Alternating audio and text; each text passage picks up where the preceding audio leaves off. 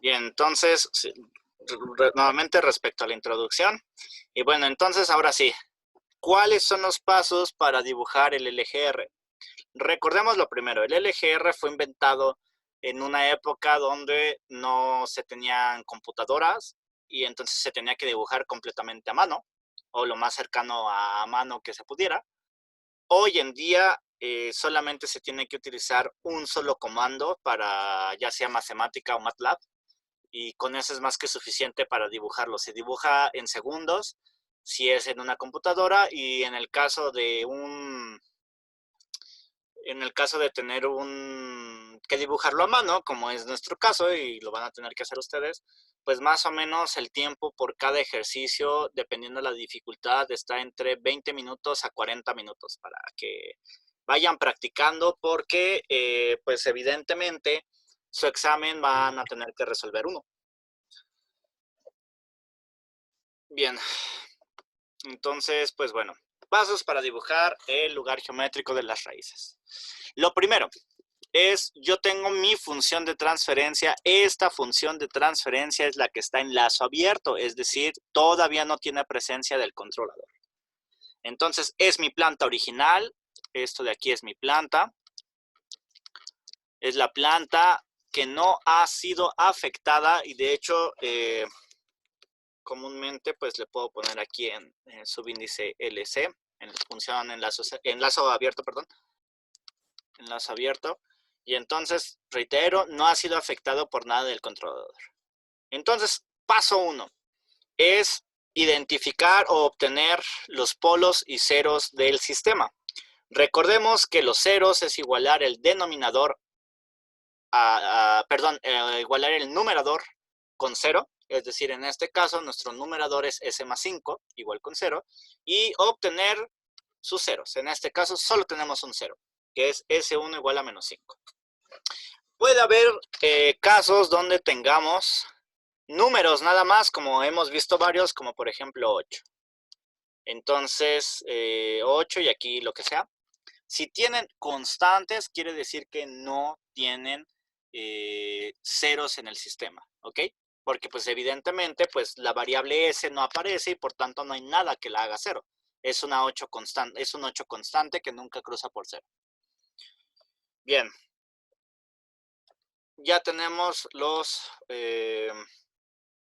ceros del sistema. Ahora vamos a calcular los polos. Recordemos que los polos es el denominador, igualarlo a 0. Entonces, tenemos nuestro denominador, igualarlo a 0. Está esta parte de aquí y esta parte de aquí está factorizada. Entonces, de ahí inmediatamente podemos obtener el primer 0, que es menos 3, y el segundo, que es menos 4, porque está factorizada. Pero hay que obtener la solución del siguiente, que es el s cuadrada más 2s más 2. Entonces, a ver, resuélvanlo en su calculadora, por favor.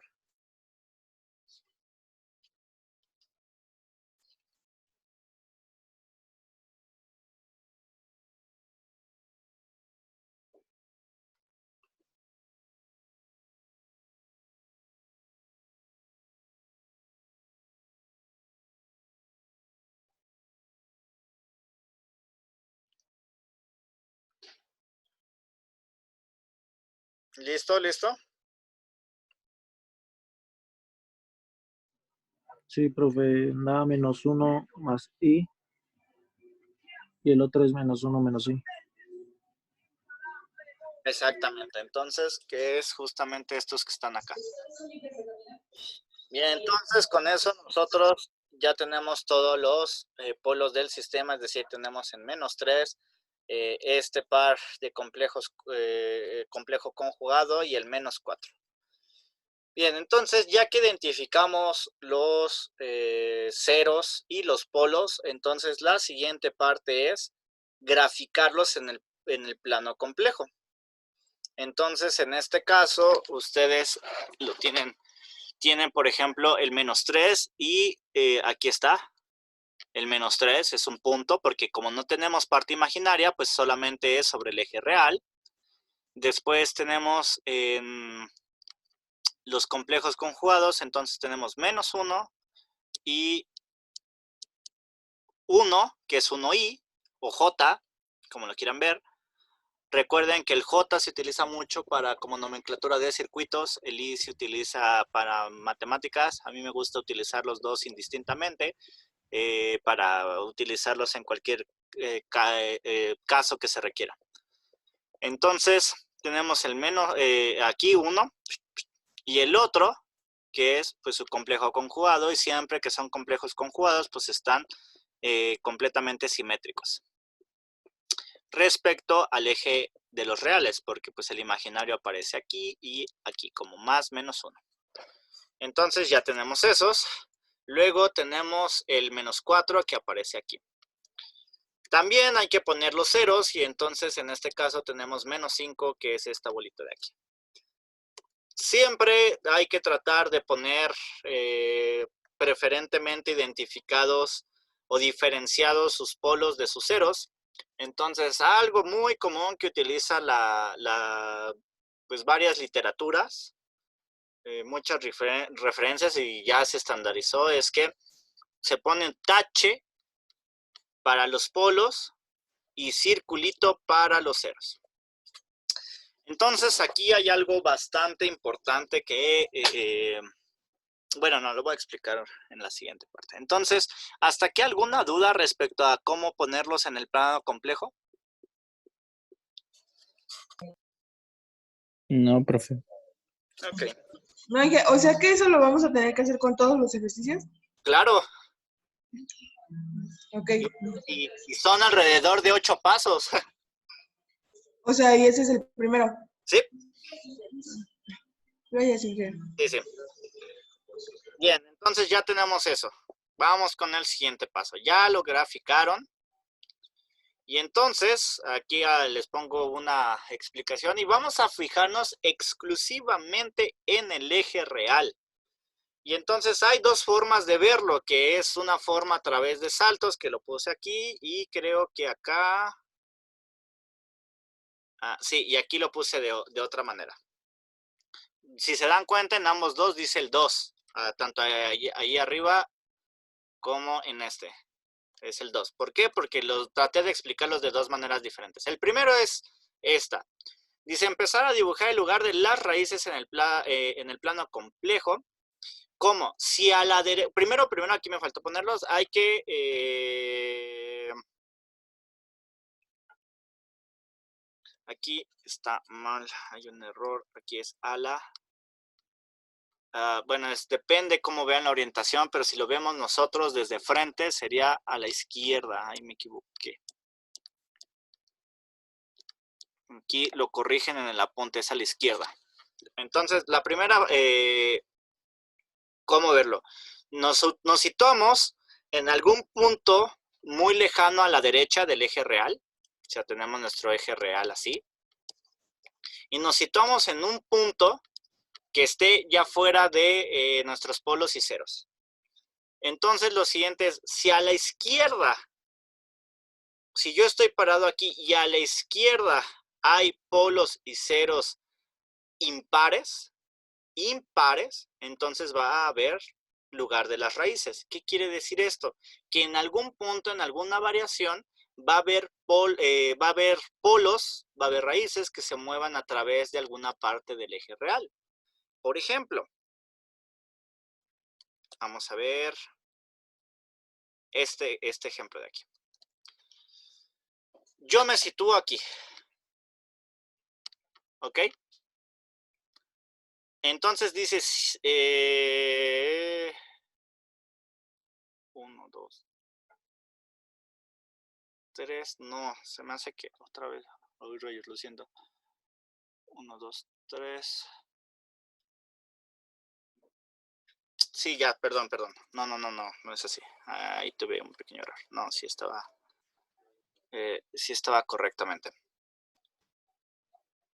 No, más bien la explicación es así, perdón. Para esta explicación, sí está bien, sí es a la derecha, pero lo que aquí me faltó es poner, yo me sitúo entre los primeros dos polos que estén en el eje real, polos o ceros que estén, yo empiezo por aquí, encontré el primero, y entre este que está aquí y este me pongo en medio. ya estoy situado en medio, entonces estoy en medio, estoy aquí, ¿no? En cualquier parte. Si a la derecha, viendo nosotros como vemos, cuento los polos y ceros que yo tengo a mi derecha, y es impar el número, entonces vamos a decir que hay lugar de las raíces. Es decir, en este caso yo estoy parado aquí, y si cuento hacia la derecha, ¿cuántos polos y ceros hay? 2. No.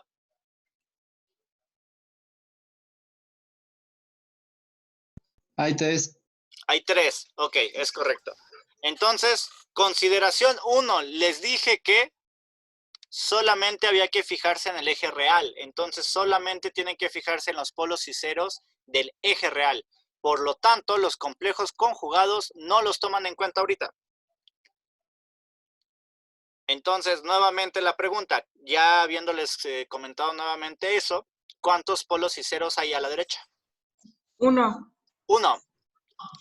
1 sobre el eje real, que es este. Entonces, es un número impar, por lo que la región en la que estoy atrapada o que está atrapado, esta, entonces vamos, bueno, yo lo rayo así, entonces se dice que ahí va a haber lugar geométrico de las raíces.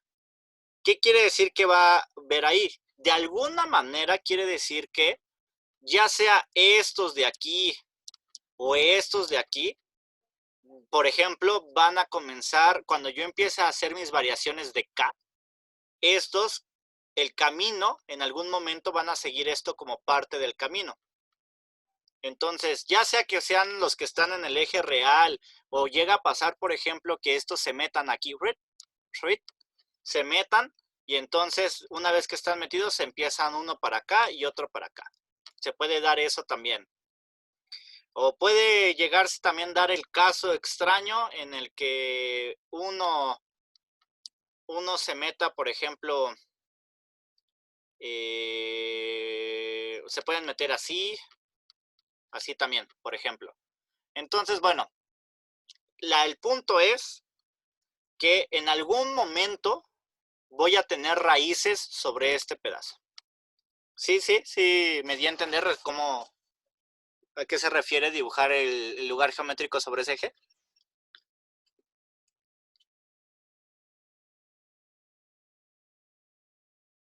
No, yo no. No, la verdad no me quedó. Y a mí. O sea, ¿recuerdan que yo les comenté acá arriba? Más arriba, les comenté que ustedes van a variar ese valor de K, y ese valor de K, pues les dije, pues ustedes tienen sus raíces originales a raso abierto, por ejemplo aquí. Y entonces les dije que conforme ustedes van variando K y le ponen K igual a 1, pues ahora las raíces tal vez aparezcan acá. Y si le ponen en K igual a 2 y lo volvieran a graficar, a lo mejor aparece aquí. Y así se sigue, ¿no? Y entonces, de tal manera que a lo mejor en algún momento esta raíz entre por aquí, esta raíz entre por acá, se traslapen y las dos empiecen, por decir algo, a caminar hacia acá. Entonces yo voy subiendo mi K y se empiezan a ver así. Ajá, ¿hasta ahí alguna duda? No. Ok. Ay, Ok, entonces les comenté que este camino que están siguiendo, eso es lo que yo le llamo lugar geométrico de las raíces. Pues eso es justamente lo que está pasando acá. Yo dije que yo me situé aquí y ya corroboré lo que les acabo de decir, y entonces a la derecha hay una, entonces por tanto esto que estoy dibujando aquí es parte del lugar geométrico. Quiere decir que cuando yo varíe mi K, en algún momento va a haber una raíz o dos o tres o cuatro que van a ocupar este camino. De momento yo no sé cuáles, pero es parte del lugar geométrico de las raíces. Tal vez por decir algo, a lo mejor para K igual a 5, esta raíz se empieza a mover hacia acá abajo y esta raíz se empieza a mover hacia arriba.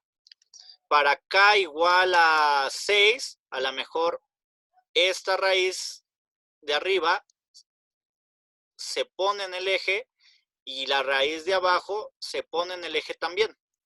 Para K igual a 7, esta raíz empieza a moverse hacia acá y esta raíz se empieza a mover para acá.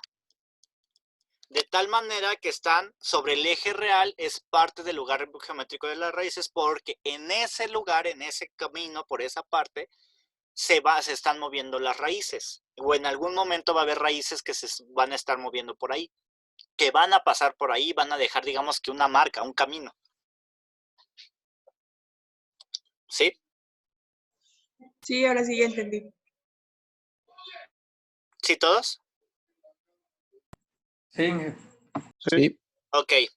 Reitero, es parte, y digamos que es la parte más sencilla de trazar, pero no es el completo. Porque primero todavía me falta ahora, ya acabé aquí, entonces me sitúo entre otros dos. Los siguientes inmediatos otros dos es que ahora yo me sitúo aquí. Y entonces veo a la derecha, ya estoy en medio de los dos siguientes, y a la derecha yo cuento que hay dos raíces, entonces 2 es un número impar, por tanto, no hay lugar geométrico de las raíces entre esos dos. Nuevamente, después yo me sitúo aquí y veo y cuento hacia la derecha. Y hay una, dos, tres raíces sobre el eje real. Entonces, si hay tres raíces, sobre el intervalo en el que estoy parado, pues hay lugar geométrico de las raíces. Pero resulta que todo esto de acá ya no tiene un cero ni un polo, ¿no? Entonces, si no tiene cero o un polo, se deja abierto y se dice que esto se va hasta el infinito. ¿Sí? Sí, Inge. Sí. Entonces, quizá, por ejemplo, quizá lo que va a pasar es que alguna de estas raíces, no sé, vaya a darse puede dar una vuelta así, irse para acá, o no sé, puede haber muchos comportamientos. Pero en algún momento, si yo estoy teniendo un camino por aquí, entonces forzosamente significa que mis raíces en algún momento se van a mover, tienen que moverse, cualquiera de los taches se tiene que mover hacia ese camino, de alguna forma, ya sea que trace algo por aquí, salte, no sé, pero se tiene que mover.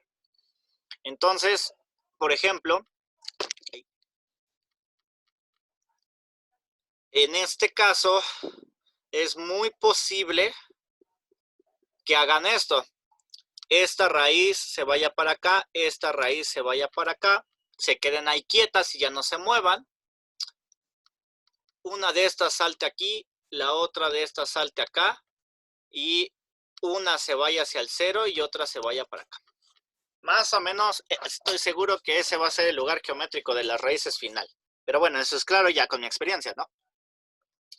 Pero bueno, a priori nosotros no sabemos, solo sabemos que va a haber movimiento aquí, de alguna manera, quién sabe cómo. Entonces, nota, las raíces son las únicas que se mueven. Los ceros nunca se mueven.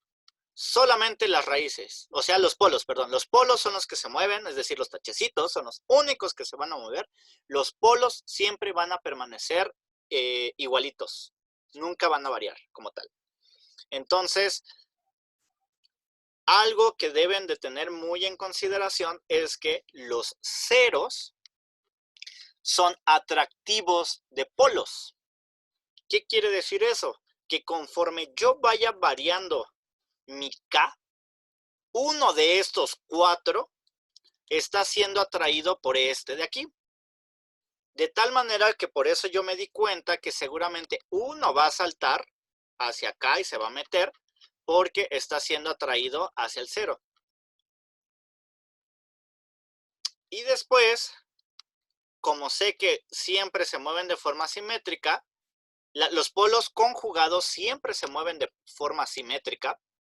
Entonces, por eso sé que el de abajo lo va a seguir, pero como este cero ya atrajo a este polo, entonces lo que hace este es tratarse de buscar otro cero hacia el infinito. Algunas literaturas dicen que si el orden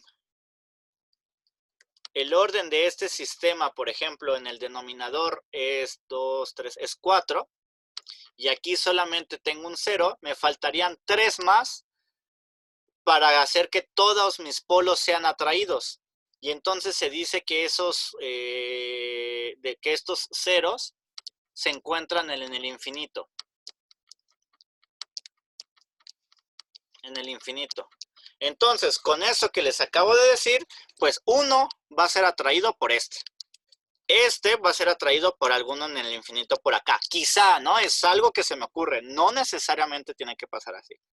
Pero entonces, este de aquí y este de aquí ya se movieron de alguna manera. Muy posiblemente, como estos tienen que ser atraídos hacia el infinito o por algo al infinito, a lo mejor lo que realmente pase es que este se venga por acá y después salgan disparados. Uno para acá y otro para acá. Cosas de ese estilo. O sea, el punto es que los polos siempre tienen que ser atraídos por ceros. Los primeros a considerar son los ceros del sistema. Y es seguro, o sea, si nosotros tenemos en un sistema algo así, solo tenemos un polo y un cero, perdón, y un polo así, ¿cómo creen que va a ser el comportamiento?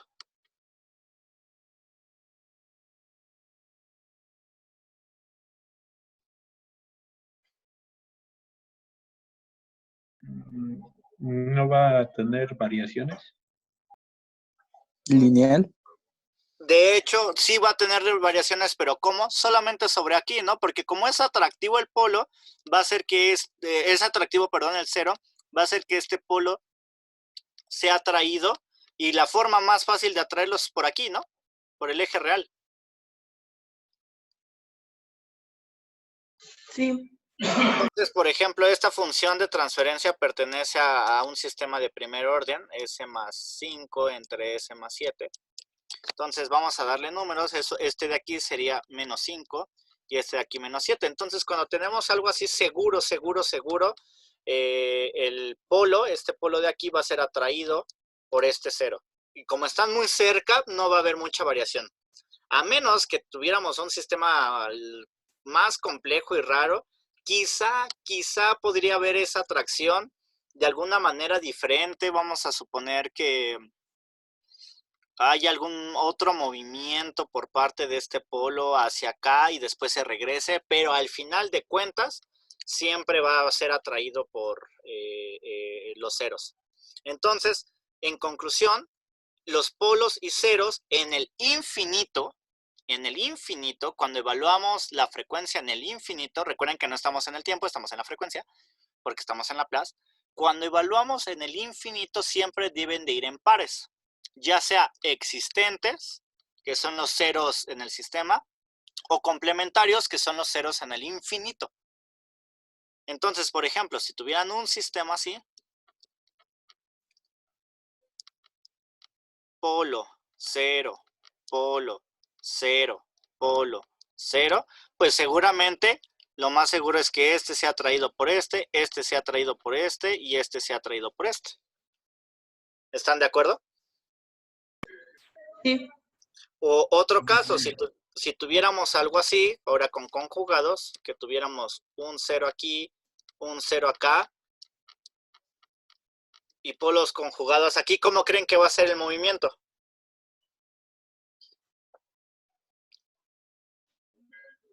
El de abajo al del lado izquierdo y el de arriba al del lado derecho.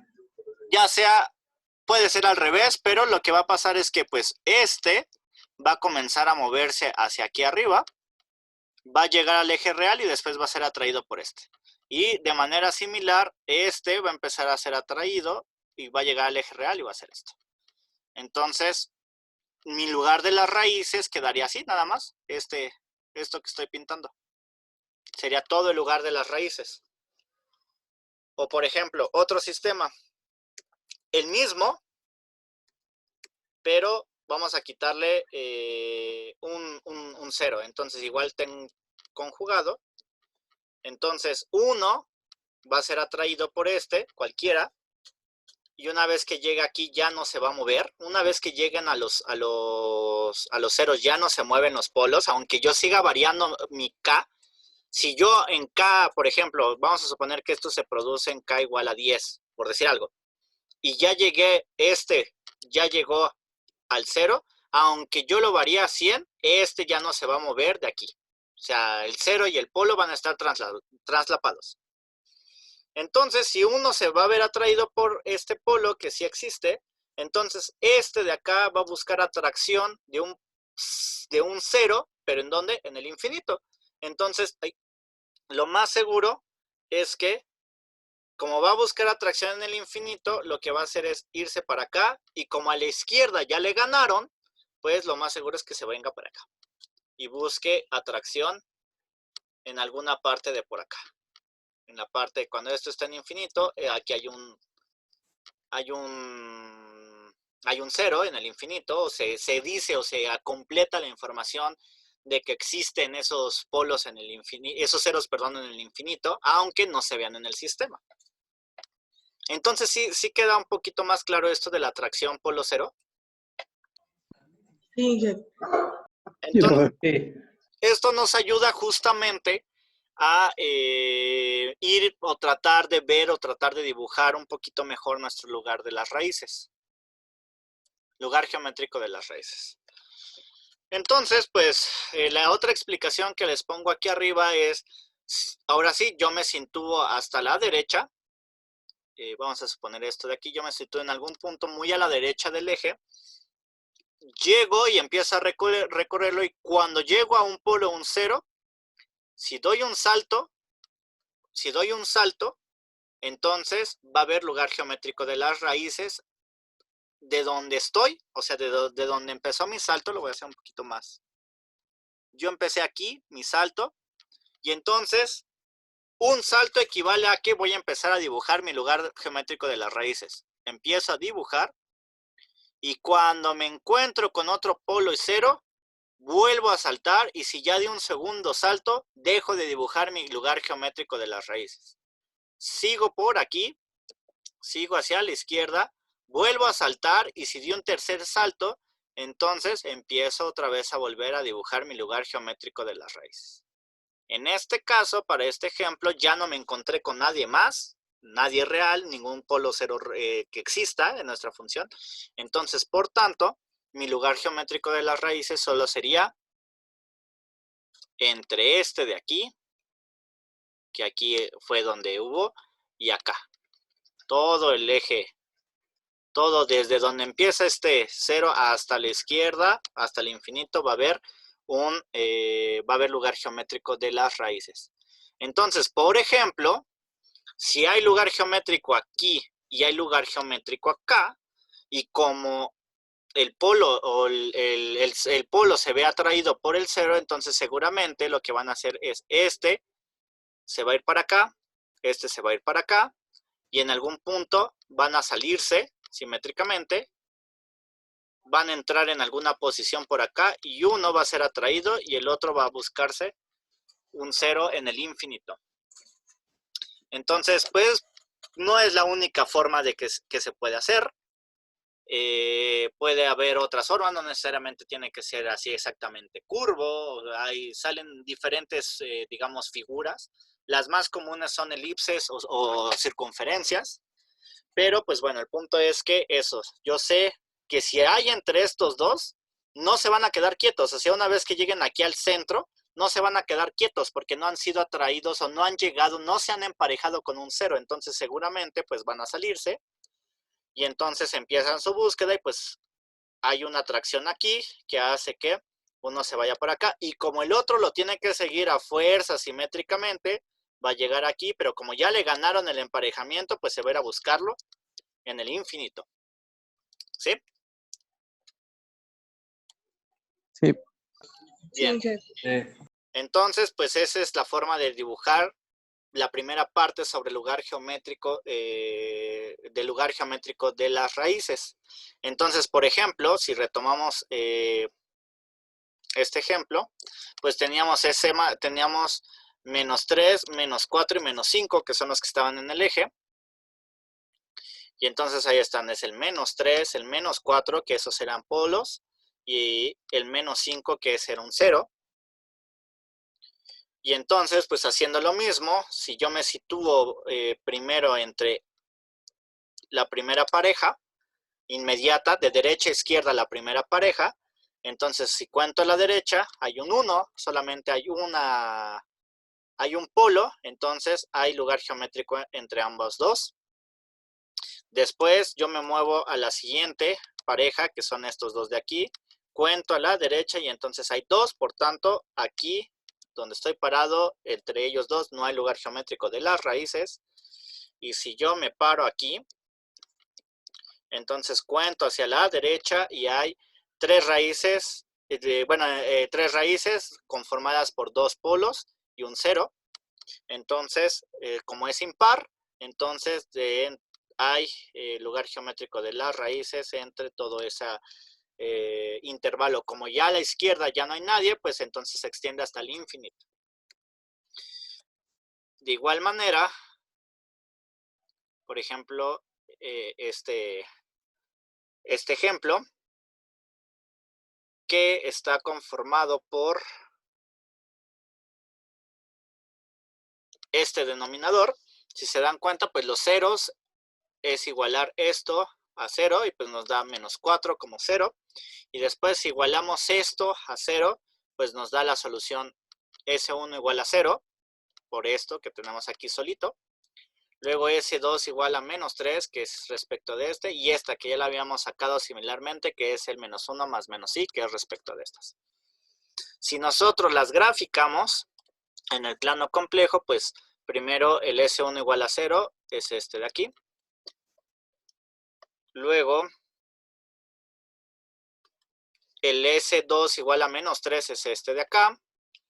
Y el S1, que es un 0 igual a -4, pues es este de aquí.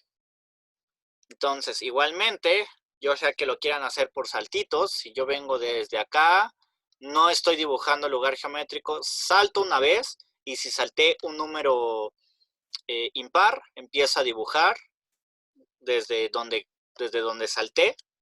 Estoy claro considerando que salté y luego, y empiezo a dibujar, porque di un salto impar.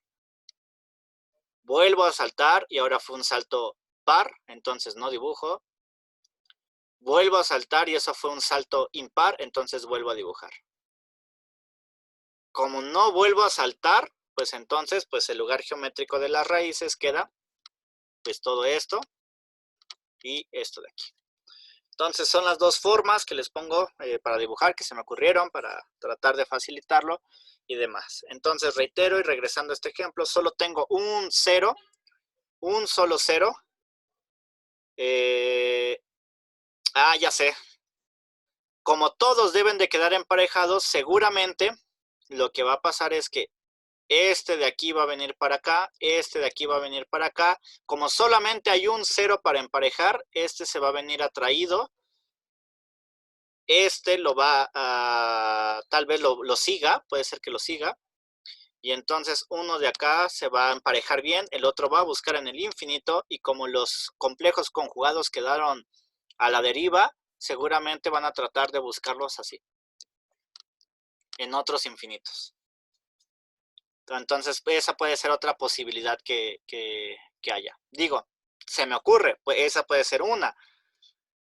Puede ser eso, pues la posibilidad con respecto de estas, que yo mueva estas. La otra, pues es algo como que inmediatamente este viene para acá con este, uno de los dos se empareja, el otro se va al infinito, y ahora de aquí, este puede llegar acá, este puede llegar acá, y a lo mejor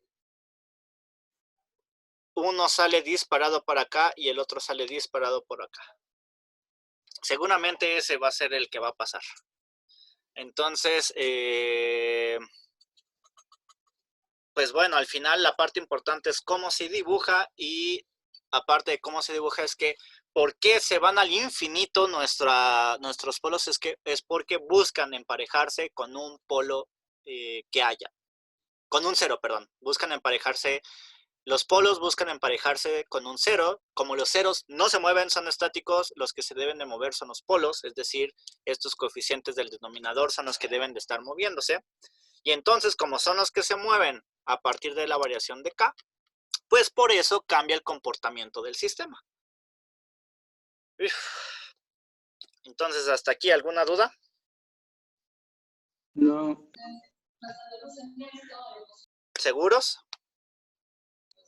Por decir, o sea, si nos pusiera un ejercicio y nos dice que propongamos hacia dónde se van a traer, o sea, podemos dar cualquiera de la que ahorita nos ha dicho y es válida. Sí, claro, porque, bueno, claro, si nada más llegan hasta el paso 2, pues tenemos muy poca información, ¿no? Sí, pues sí. La idea justamente de los siguientes pasos, que los mínimos necesarios es hasta el paso 6, pues ya el paso 6 de lo que te empieza a otorgar es, pues a lo mejor te dice, estos hacia dónde salen, hacia arriba, salen hacia abajo, puede ser una. O si estos de acá se quedan aquí o si sí parten. También vamos a sacar unas cosas que son las ramas al infinito, y las ramas al infinito te marcan una tendencia de que, por ejemplo, esto que hice de que se fueran para acá y para acá, son parte de esas ramas al infinito, pues porque ya esos te van a marcar que alguien se va a ir por ahí, ¿no? Por ese camino. Entonces, o sea, hay más información. Sin embargo, no siempre o no necesariamente siempre con eso se puede ver al 100%, ¿no? Entonces, si ustedes al final me dibujan algo así y cumple con todos los parámetros, ya sea que este para acá y este así, o el otro equivalente, que estos sean los que salgan así, y este entra aquí, ahora entra acá, y uno para acá, y uno para acá, y estos son los que se vayan, mientras cumplan con todos los datos que hemos sacado, no importa, está bien. Ok, gracias, Inge. ¿Alguna otra duda?